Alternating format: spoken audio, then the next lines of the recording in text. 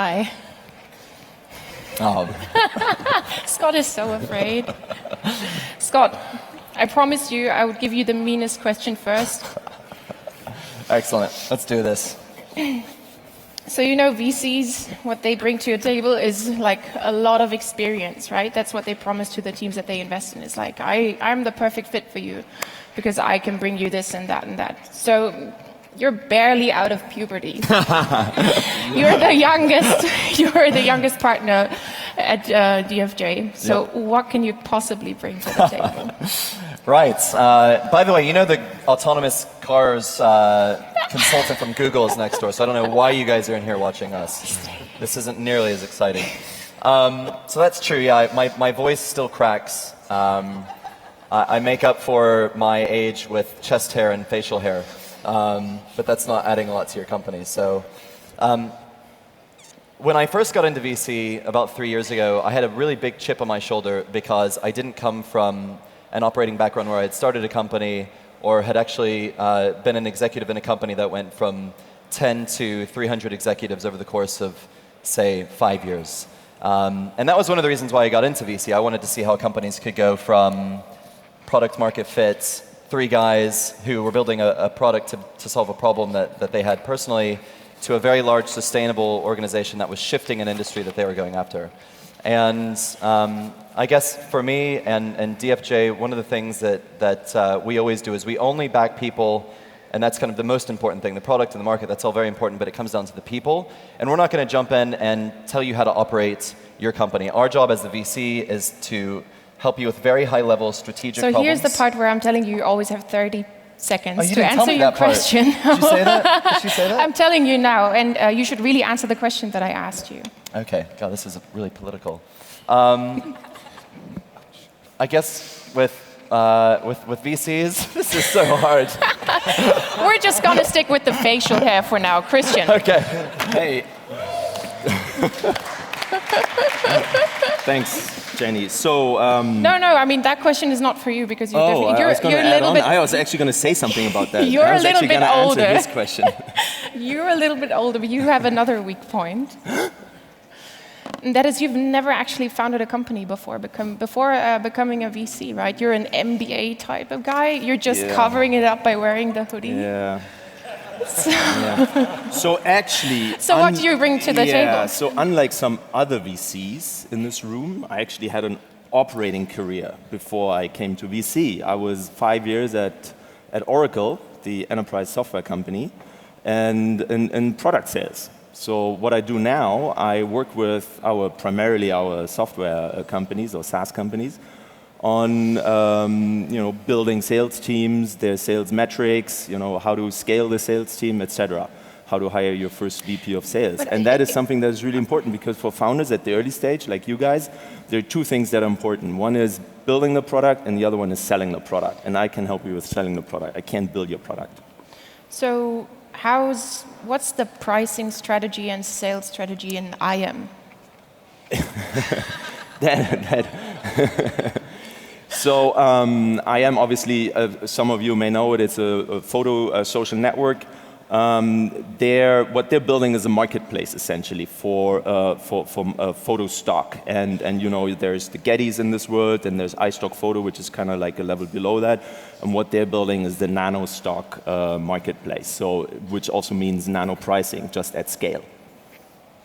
But actually, I was going to come back to. Who understood what he just said? Like, who knows what the business model is now? Marketplace, nano pricing. There's one. Or is that a question? 2, 3?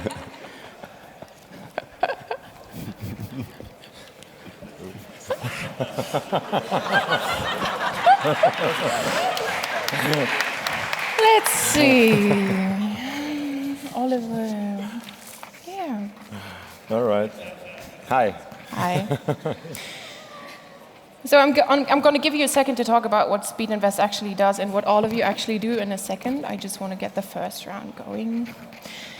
And in early 2012, you announced that speedinvest was going to expand both financially and location-wise from just Vienna and at least that's what I read up about you, is from just Vienna and San Francisco to just spread it out globally. How's that going? It's really cool. How many more locations? I don't think I said that. What we do is we have an investment in Turkey, which is cool. We have an investment in Slovenia, which is cool. And we're going to make them successful. We're going to exit them. We're going to raise money. And then we look further. And step by step, as any startup. But you haven't really grown financially since February 2012. You're still operating with a 10 million fund. Totally. You know why? Because we're so busy helping startups, working with them. We don't have time for our startup. I think by now it would be really interesting to see if we have some first results. Like after the first rounds of questions, who is doing best so far? I really want to see. Can we show slide of voting, please? This sucks. Maybe the results are so bad they don't want to show. No. Slido? Yes. Oh, voting, please. Not questions. Glad voting. you guys are having fun. No, we want to see how good they're doing, not the questions. The voting? But the questions are interesting too. The poll?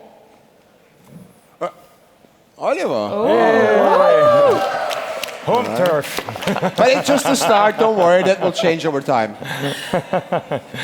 So, okay, That's like 10 of your friends. No. Wait a second. That was just introduction. Now it's... Yeah. So that was the introduction. Now it's getting a bit tougher, and you have 30 seconds to answer each question, not longer. All right? 30 seconds, so keep it short. Can we have display timer countdown, please? Yes, there it is, and you will hear a gong. Good. Okay. First question. Which one would it be? Where are you? Christian. If you were going to start a company yourself tomorrow, following up to what I asked you earlier, what would it be? What? 30 seconds start now. What company would you found if you had to found one yourself tomorrow? It would be definitely a product-centric software as a service, maybe in a vertical. So, let's say, I don't know, hotels or industry or finance or something that would be, targeted towards small and medium-sized enterprises. So where it would have a low-touch sales process and where I could build a repeatable, automated sales machine. Okay. Good timing. Hey. Scott, do you have something more specific for me? Oh, is this my pitch now? My company? Yeah, 30 seconds, go. I'll stick with the theme of SaaS, but I love education, and I don't think we're doing any companies or products have fully solved the problem of teaching and allowing your new employees corporate strategy, all the things that you want to teach them. So everything from how to sell your product, what your product is, who your current customers are. We have a lot of B2C products, but no one's doing great B2B education learning in the enterprise. So I think that could even extend further into teaching your customers how to use your products in B2B. Thank you very much. Okay, Oliver. Okay. Wouldn't be free. I would start a VC. I think that's cool. No, honestly, I think the VC industry is totally ripe for disruption. It's broken. It doesn't work. So we have to do something new, and there's a lot of room for innovation, and that's why I want to start a VC 2 years ago. So that's what I do, nothing else. Perfect. 12 seconds to go. Do you want to found another company, or just do you still have no? Sorry? Oh, never mind. I'm just blabbering. Yeah, that's okay. Just like us, right? So if all of you were the investors, and you had to fund one of these tomorrow, which one would it be? Who would fund Christian? Cool. Yeah. Like 6 people in the Followers. room, 7. Thanks. Thanks, guys. Beers later. Thanks. Who would give all his money to Oliver so he could spend it for you? 20. A lot of people trust you in this room. Kind of. I want diversification. Let's give it to all of us. Who'd go with Scott? I think Scott wins. Scott. It's going to be an open Does that mean I should quit my job? job? Any potential co-founders Not out sure. there? Right. Looking for a technical co-founder. Okay, so next up, I'm going to give you each 30 seconds to deliver your pitch and just to generally explain what's your sweet spot, what are you interested in, so that we can get some questions going in the audience. Okay. Why is it No. always me first? Do you want to be first? Who would you like to be first? No, it's all right. I can go first. Okay, cool. Go. So in terms of sweet spot, I like to come in at a where there's some early evidence that people are going to buy the product. So an MVP, you're testing some of the marketing channels. You're maybe making 1,000, 2,000, or something like that in monthly recurring revenue, and this is what the terms of the sweet spot. And then we'd be investing something like 500,000 to 1 million. Typically in a syndicate with maybe another VC or angels. Okay. Go. So we're 6 partners. Sorry, we're 6 partners. 2 of them in Silicon Valley, 4 of them here in Austria, home turf. We invest 500K and we invest our time. Basically, the whole idea of speedinvest is that our partners get operation involved and fill in the gaps where all the founder teams, and it's really true, I believe, have these gaps, and there we try to help. We try to come up with a model that we believe ourselves as startups, and that's the model that we came up with. So that's it. It'd probably be a lot easier for me to tell you what we've done over the last, since January 2013. So we've funded 19 companies. Average check size from us is $5 million. It ranges from, in terms of the size of the syndicate, $1 to $19 million this year. We're looking to do the same next year. For us, early stage-wise, company has to have early semblance of product market fit, and like Christian said, a little bit of traction in terms of understanding how the company is able to monetize. We're not afraid of investing into any industry, so we'll go high tech as well. All right. Okay. Should we take some questions from Slido? Yeah. I think this soft round should be over by now. Let's check what's been voted So, up. like copycats, which mean like just copying another startup that has been innovative before, are not very popular in the startup community. And the question is, do you invest in copycats? Actually, it's a yes or no answer. Let's go here first. It's a great question. Is David Noel from SoundCloud here? He mentioned something last night about how people learn how to play the guitar, and a lot of it's covering cover songs at first, and you learn by mimicking other companies. I think one of the greatest innovations coming out of Europe over the last 5 years has been Rocket Internet, because so many people have learned how to start, grow, build, blah, blah, blah with a company. We probably wouldn't back a copycat because we're purists, but I think it's great for the ecosystem in general that people are learning how to operate at a startup company. Thank you. Christian, would you invest in copycats? Yes and no. No, we would not invest into like a e-commerce copycat, like we're building the whatever for Europe or Germany. But the fact is that there are plenty of tech companies, so product-centric, deep tech, that have resemblance with someone else on this planet, just because the world is pretty big, right? And there are plenty of companies in Europe that do something similar to a company in the US, and so we're not afraid of that, but it would have to be product and tech deep. Oliver, do you invest in copycats? Sure. I think this question is not interesting. The interesting question is the founding team and the ability to execute, and that makes the difference, and that's what we look first, and whether the idea has been done somewhere else, I don't care. All right, good. Can I take another very interesting question? So the question is, why should I even talk to you? What? Have you made any big exits yet? So I've only been in VC for 3 years. As a firm, over the last 3 years, we've had over 2.3 billion of enterprise value and exits sold. The fact that I've only been doing this for 3 years probably means it's too early for me to have an exit. So no. So personally, no. Okay, thank you. Christian, have you had any big exit yet? I've had an angel investment that I exited at 3x. My first ever angel investment, private on the side, at advertising technology, 3x. So I stand at 3x. All right. Oliver, have you had a big exit yet? Very simple. I sold my own company 5 years ago to VeriSign, 60 million. That was nice. That's my exit. What about, wait, that's unfair. What about, no. We don't accept that. We don't accept that.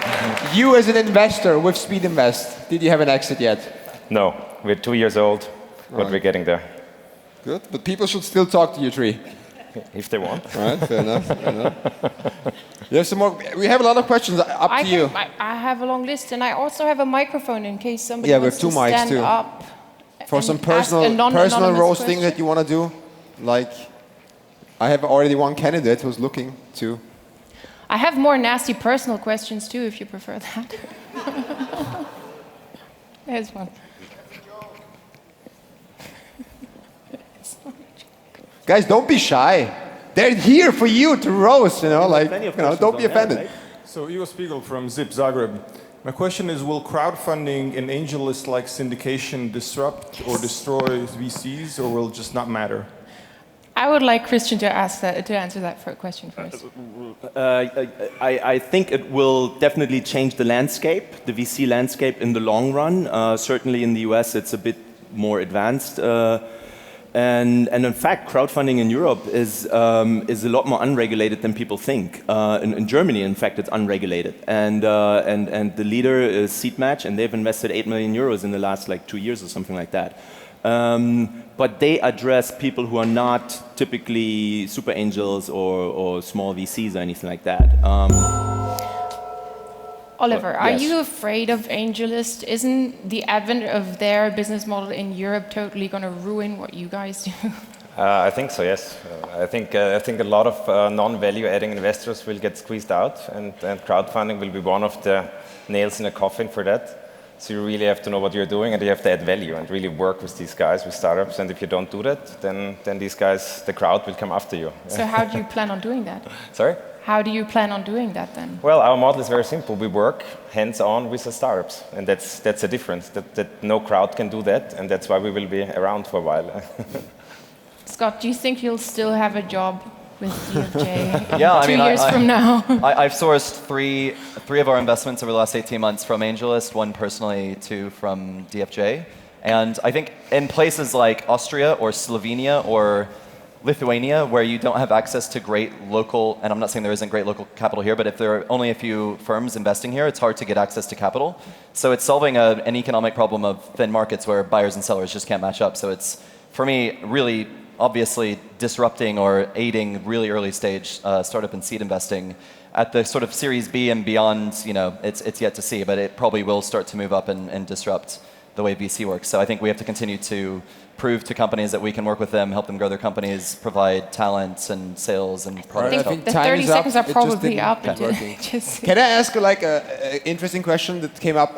So, Oliver, why would you recommend startups not to pitch at Christian, not to take his investment? I would totally take his investment. No, I think companies like DFJ have one big advantage, that they have the ability to do follow-on financing and to actually play the game for startups that need a lot more money later on. And that's a big advantage, and that's why I would definitely... So does it mean, Oliver, you would send actually the startups pitching at your speedinvest to him because it's better? No, first we get in and then we go to them. All right. Scott, would you co-invest with Christian into a startup that you have previously turned down if he asked you to? If into a company that I had previously turned down? Mm-hmm. I mean, if most likely not, but we would definitely co-invest, and we do have, Wellington and DFJ do have co-investments together, but maybe if it was 12 or 18 months down the line from when we had first passed on the company and they had solved what other issues we saw with the company, then yeah, sure. So how long do you typically leave startups on the hook? Because that's a very, very common thing. I think we can start over the countdown. Yeah, no, it's that is a very common thing that happens that is really annoying to entrepreneurs, is that you guys will leave them on the hook for like 1.5 years, and then you wait until somebody else gets in, and then you'll be like, oh, we were here from the beginning, we were interested. So the last company I worked with before I joined DFJ, we were out pitching VCs, and one of them strung us along for several weeks, and we actually found out they didn't even have any money. And he told us he loved our product and he had never registered. I mean, we checked the log files, he never had ever registered. But so if you're a VC and you tell startups you love their product, make sure you register. I think for us, when we meet a company, if we meet them on a Tuesday, we always talk about it the following Monday as a partnership. If we like it, then we progress it quickly because we want to win it. If we don't like it, we will qualify it out and tell them why we're not investing that Monday so they can get on with their fundraise. There's no point in stringing a company along. Doesn't help you, doesn't help the company, so that's how we work. How does Wellington do it? So What's the longest you've ever left a company on the hook? Well, it's not on the hook. I mean, there's one thing. One thing is that I'm speaking at these conferences, and there are probably people in the audience right now that have an email in my inbox. When are you coming back to me?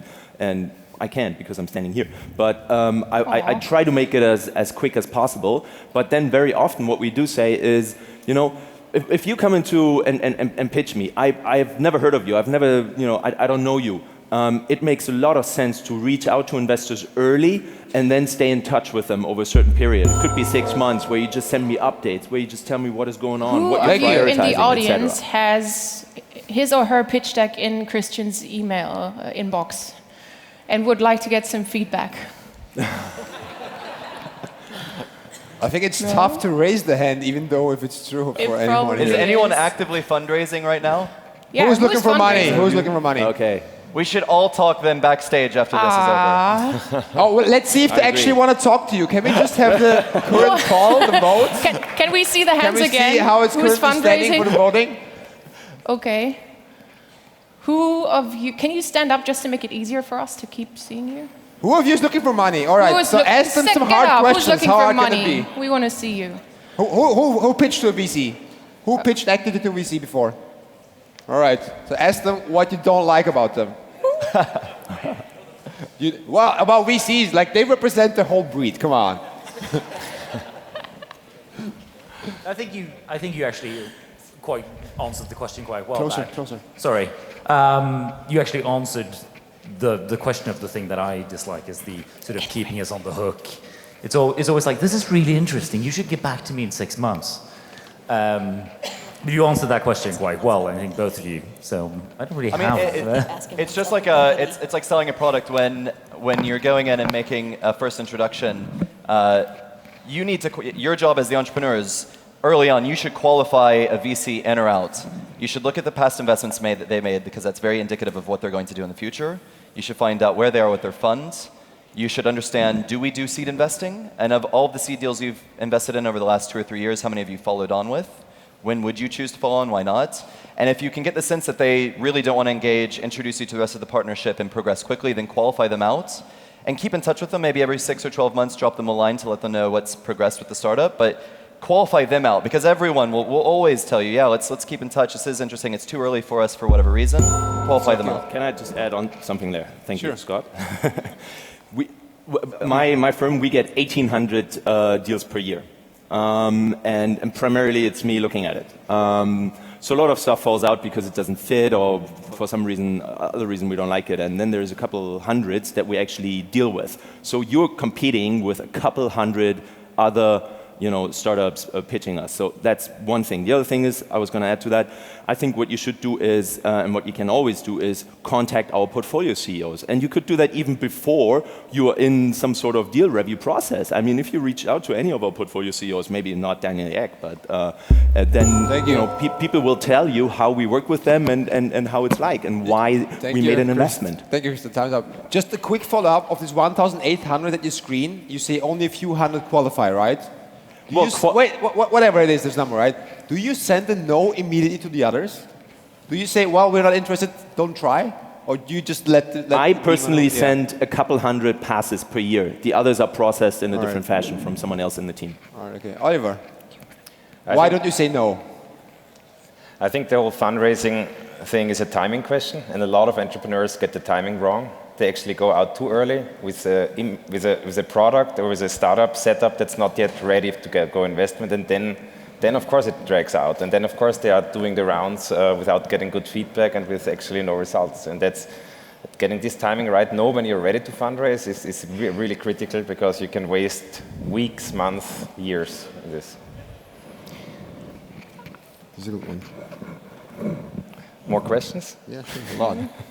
I have another one for you, actually to all of you. So I saw on your AngelList profile, you have a really incredibly big amount of board seats or board observing seats. So what exactly is a board observer doing, and why do you think it's good for the entrepreneur to have you as a board observer or even in the board? Okay. So I mean, with most startup boards, you might have anywhere from 3 to 5 as the company gets much bigger, you might have up to 7. Hopefully you don't really at any one point in time have any more than 3 investors on your board, because I think it becomes a talking shop, if I'm being honest. So you need to find people who can add real value on the board. So as a board director, I'm typically looking after our investments. I'm managing our investment and helping the CEO.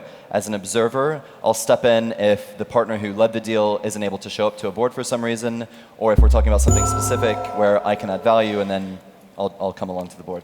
Do you require a board seat in all your investments? No. Typically, the later stage, the more later stage it is, the more highly the probability that there's going to be a board seat or a proper board, a formal board, and we have a board seat. At some stage, we may fade out of the board. That happened in the past. If it's really early, it's like a seed stage investment. We often have an informal board, i.e. we meet every 4 weeks with the angel, the lead angel, the other VC, and the CEO and his team. But it's not a formal board. Okay, so if I can sum that up, it's no good for the entrepreneur, it's good for them. You, on the other hand, you contribute entire team members. You don't just you don't have a board, but you're like, there you go, here's a new team member, and I'm, providing him or her. Him. I think it's I just think him, that right? boards don't work normally. I mean, when I had my own startup and we had a board, I hated it. It was useless most of the times. But And isn't that's- it much worse if you actually have to work with the guy? Well, I mean, we only work with guys who want to work with us, obviously. So it only makes sense if there's a clear gap. For example, selling the product in the US, that's something that typically an Austrian startup or a Central European startup cannot do. So if Eric or Marcel from my team are doing that, they know what's going on, and they don't need a board meeting every 3 months. Yeah. Okay. We have one actually very highly voted questions that I like. So I would say let's start with Scott. What terms are bullshit, but you always try to put them in the contract?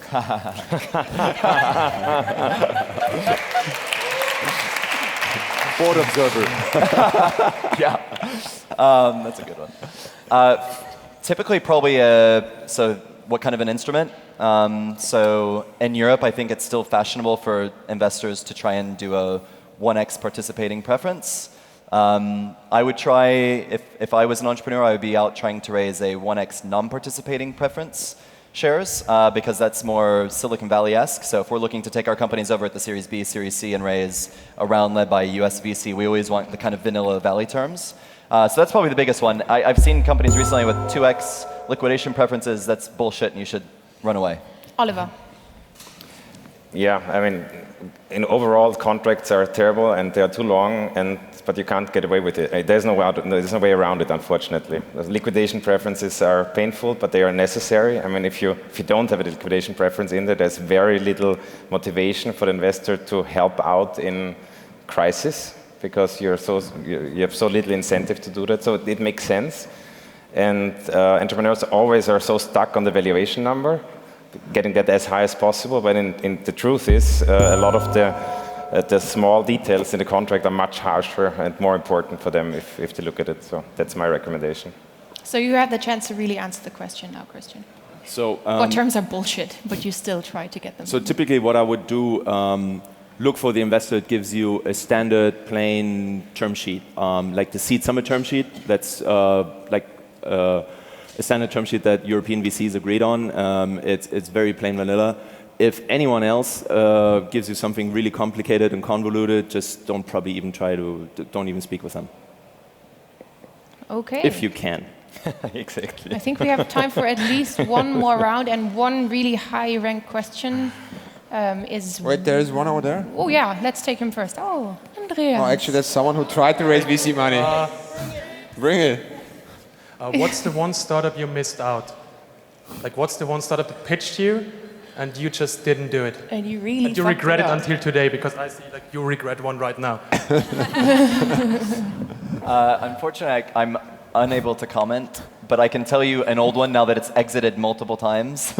And it was my partner who passed on early, well, he passed twice on Skype. Twice. So we also have a Skype story. Actually, let me just add that because You passed on Skype too? It's the anti-portfolio. But there is a story to that. So Morten Lund, it's like late 2003 or early 2004, something comes into our office and says, hey, Skype, we're going to take the telecommunications industry from behind and we're going to, And then he's like, he really does speak like this. We are going to call Singapore now over the internet. And he's like, click. Click. It doesn't work. But we're still going to do it. Would you invest in that? The demo didn't work. Would you invest in that? No. Painful. Painful. Do you have missed opportunities? Sorry? Are there missed opportunities that you Totally, regret? sure. I mean, we have there's a company called Buffer, and they approached us, and we really liked them, but they were based in Silicon Valley, and we invest in European companies, and so we didn't do it. I thought you had a satellite office in Silicon Valley. Sure, but we don't invest in US entities. We invest in European companies, bring them to the Valley. So that was why we didn't do it, but of course it would have been an amazing opportunity, and it sucks. Yeah, it does suck. Can we have the voting? Just show. Yeah. Oliver has some fans here, no? Well, we call this a Heimvorteil. Totally Heimvorteil. Colette just asked how many members of your family are in the audience right now. How many portfolio CEOs? But a lot of people have been going drinking yesterday night, so that also works. Who in this room is working with these guys? 1, 2, 3, 4. That can't be it. 4 to 5. I get it. They paid for the party. Yeah. It's all right. We had a big party 2 days ago, so that's a reason. I've seen a bunch of your portfolio companies in the crowd now. Which one is your favorite one? Which one of your portfolio companies do you love the most? Which of your kids do you love the most, right? That's a question you don't answer. I mean, parents always say that, you don't have a favorite, but they all secretly do. We all know you have a favorite. Of course I have. And but you're not going to tell? No, we have a great portfolio. We love them all. Of course you do. Come on. Which is going to be the biggest thing? Come on. No, seriously. There's a. Which of the kids do you love the most? You don't answer that. Scott doesn't have kids yet, and I know his balls are big, so. Tell us. Who's your favorite? Okay. I know you want to say it. That's more detailed than we want to know. Come on, we're waiting for it. I can't be your favorite. I would agree. I think that's a good political answer. I'm going to go ahead and say right now, as of this week, my favorite of our portfolio is called Data Hug. Yeah. See, there you go. Thank you. Boldness should be rewarded. So, really hard. I mean, we have a couple of really large and famous companies like Spotify that we invested in. No, but it would not be fair if I said this. Out of the ones that you personally oversee, exactly. Right? So, and I have almost all the phone numbers of the founders, just no pressure, but... So... We actually just invested into a database company, which I found really exciting and that I spent a lot of time with during the course of the investment. This is just a couple weeks ago. And I think they're going to be able to disrupt the database world. Are you allowed to say names? Yeah, it's called Just 1DB. We actually haven't disclosed it yet. Called but Just what? Yeah, it's nothing. Called, no. He's smart. But anyway, so that's one that I spend a lot of time with and put a lot of effort into. Okay, we only have time for one more really quick one, and then we'll see who wins. Exciting, right? Totally. What's the most underrated market that you see this year? The most underrated market? The most underrated market. Well, nobody's Austria. investing in it, but you think there's something going on. What is it? I mean, regionally, I think right here. There's way too little money in comparison to the quality of startups we have. It's really true. That's why... of course you're going to say Vienna. Well, it's true. No, Central Europe. I think Central Europe. And I think in terms of segment, the fintech is there's still... I mean, it's already hyped. It's already maybe overhyped, but it's still hugely... there's huge potential. I think that's... What do you think? I mean, obviously, I'm going to go with a similar answer. Europe. It's currently massively undervalued. There are amazing assets here. We have people who are on their second, third, fourth startup. We have people who are super ambitious, building really disruptive technologies. I just got married. I'm American. I'm going super long on Europe. I'm going to be here the rest of my life, hopefully working and backing awesome companies. So obviously, I would say Europe. All right, trying to gain popularity points, obviously, but great answer. Christian, you have the last word. Yeah, so thanks. I'm not going to talk about geographies because we're in Europe, we're investors in Europe, and I'm not going to look at single countries. That makes no sense. We invest pan-European wide. What I want to talk just very briefly is a segment, and that's software as a service. And I know you guys are like, oh, not again. But seriously, the market value or market cap of on-premise software companies globally is $5 trillion. And this is what's being attacked right now. And if you build a B2B SaaS company, then not only you're attacking that value, and you're going to take market share from that, but you're also placing a big bet on a trend that is just going to be gigantic because all these companies are going to go away that do not make the switch to SaaS. And if you're in that space, then come and talk to me. Thanks. Cool. So I think that sums it up. We'll shortly see who actually won the investor election. I can't wait to see it.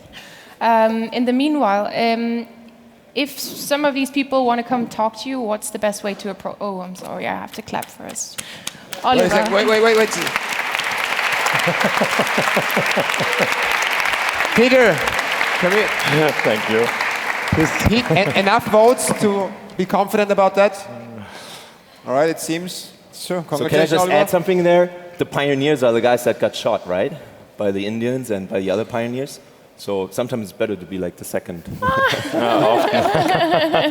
So if any of those people want to come talk to you, will you be around here for a little bit? Can they tweet at you? Should they write you an email? What's the best way to get in contact?